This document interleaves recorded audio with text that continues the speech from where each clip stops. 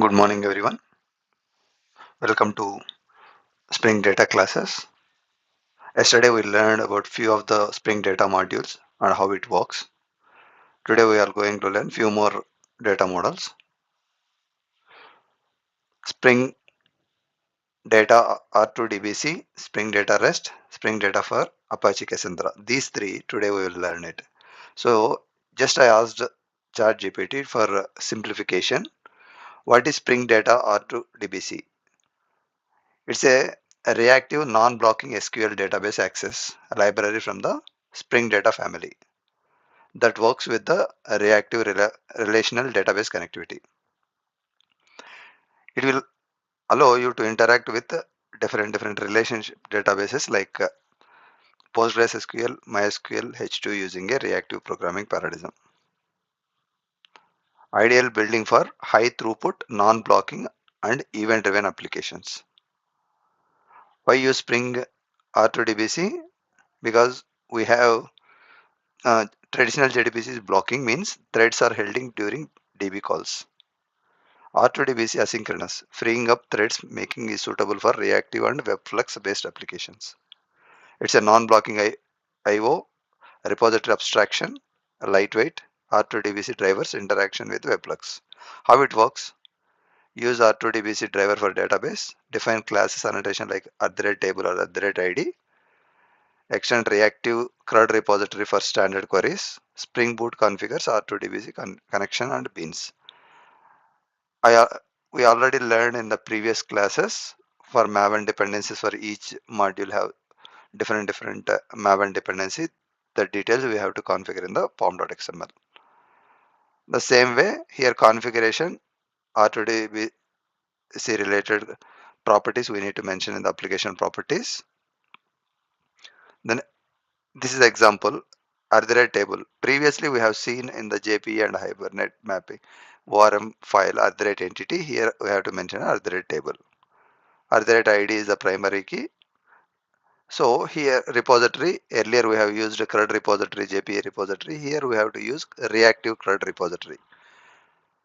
So in the service layer, we will have the by default methods like find all, save based on the table.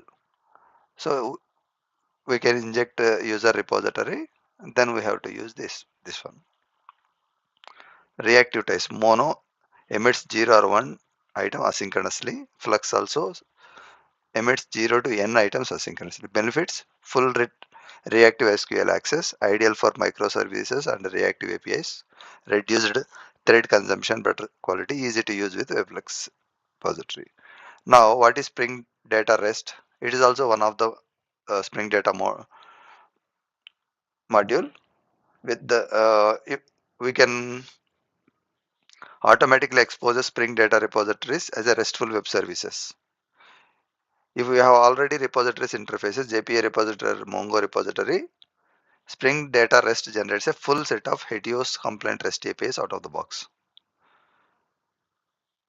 So paging and sorting, HAL browser integration, how it works with @entity, then JPA repository, same like a repository. Next, adding Spring REST dependencies. So REST means representational state transfer, which has the default HTTP methods.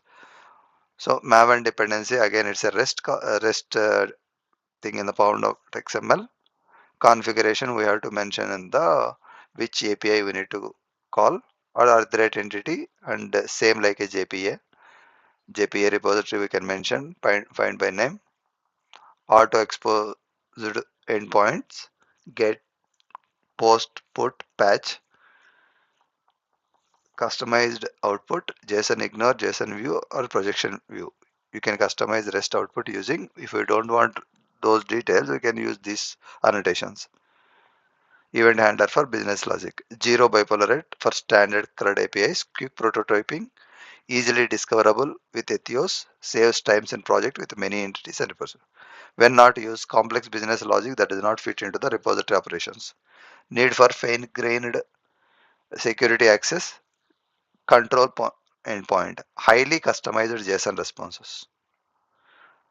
One more module, what is Spring Data for Apache Cassandra? Is a part of Spring Data project that enables easy integration with Apache Cassandra, a distributed NoSQL database designed for high scalability and fault tolerance. Key features, object relational mapping, repository abstraction, custom SQL support, Spring Boot integration, reactive support. How it works, define your data model using Spring Data annotations, configure connection details to your Cassandra cluster, use Cassandra repository or reactive Cassandra repository to perform CRUD, optional as Cassandra template.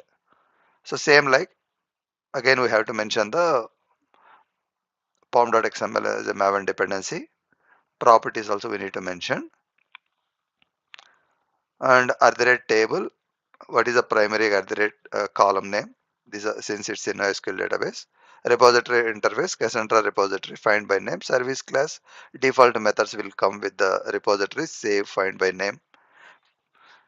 So custom query with query, we can use it. If you want to use the by default custom query, we can use the query. Benefits, smoothing integration with Cassandra, reduced bipolar rate code, reactive support for scalable applications. Limitations, Cassandra eventually consists not ideal for strong asset transactions. Requires knowledge of SQL and Cassandra data modeling for performing tuning. So these are the three different Spring data models which we learned today. Going forward, we can learn other models like Apache Geode, Couchbase, Elasticsearch, Events, Neo4j. So we can learn in the coming classes. Thank you for watching.